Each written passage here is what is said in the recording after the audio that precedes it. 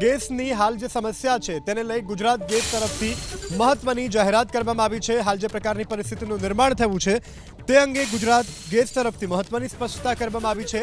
ઘરેલું ગેસ અને CNG supply પ્રાથમિકતા હોવાની ગુજરાત ગેસ તરફથી સ્પષ્ટતા કરવામાં આવી છે। ઘરેલું ગેસનો સપ્લાય અવરોધ વિના ચાલુ રહેશે।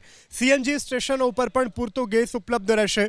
ગેસ સપ્લાય અને સેવા જાળવણીની ગુજરાત ગેસ દ્વારા ખાતરી આપવામાં આવી છે। તો જે પ્રકારે હાલ અસમંજસ લોકોમાં જોવા મળી રહ્યું છે તે અસમંજસ અંગે ગુજરાત ગેસ તરફથી સ્પષ્ટતા કરવામાં આવી છે। સીએનજી સ્ટેશનો ઉપર પણ પૂરતો ગેસ ઉપલબ્ધ રહેશે।